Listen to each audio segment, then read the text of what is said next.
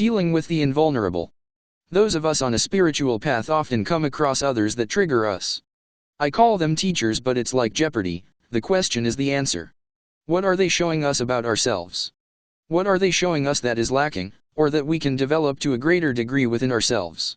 Ivo and I keep saying this world is rife with opportunity for spiritual growth, and we're not kidding. So many of us want to condemn the narcissist, the sociopath, the arrogant egotists that seem to be on every corner on this earth.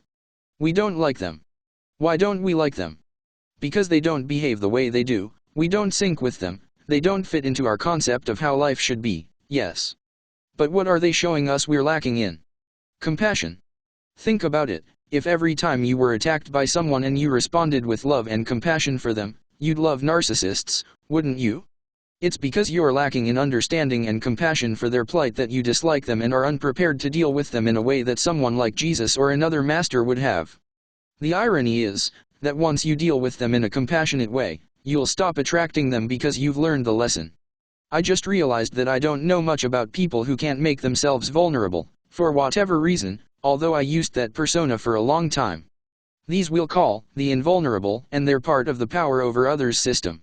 One thing I've realized about people who attack me is they do so because they're trying to manipulate the conversation to go one way, to focus on my flaws rather than theirs. It's a smokescreen, a type of gaslighting, really. I've noticed that people who are invulnerable will not focus upon themselves, and we all know people who don't or can't do that is because they're too afraid of what they'll find inside. They'd be aghast at how flawed they are. Which is nonsense, of course, but they do fear that. That's what the Matrix teaches people. It wants you to feel invulnerable, empowered by the Matrix system, and to attack others who don't comply with its dictates. So they point the finger at you rather than admitting fault within themselves.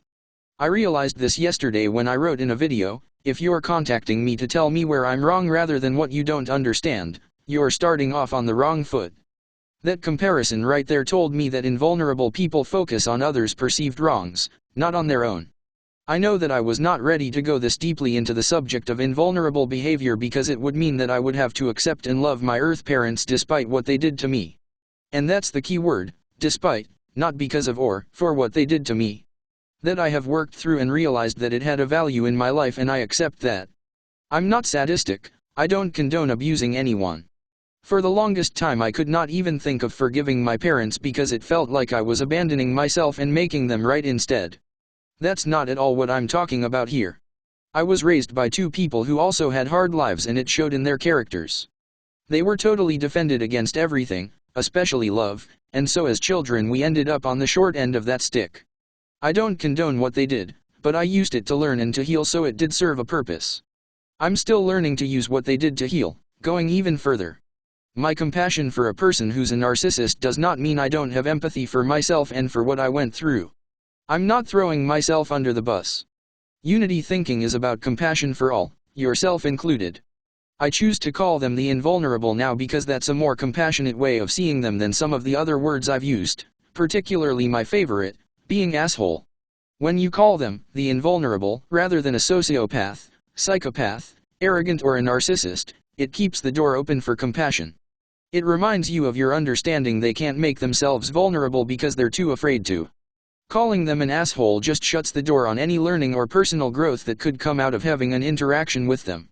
Sure, we get angry, but work on letting the anger go and become open to spiritual growth. The masters did it. It can be done. This is what the narcissist can show you, that you can grow more spiritually. So do you stay in situations where you're being abused? I wouldn't.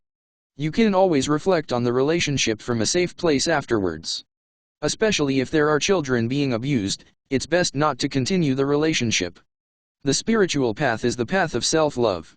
I can't figure out why so many have such an aversion to it, but too late, because this whole planet is on a collective one now.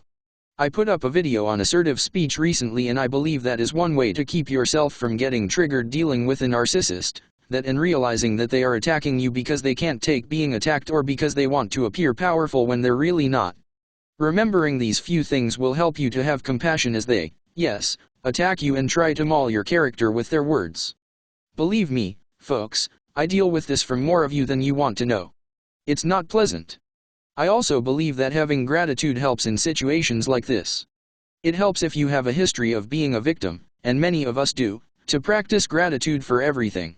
I now say thank you for so many things, and this helps me keep a positive focus in life rather than the negative one of victimhood.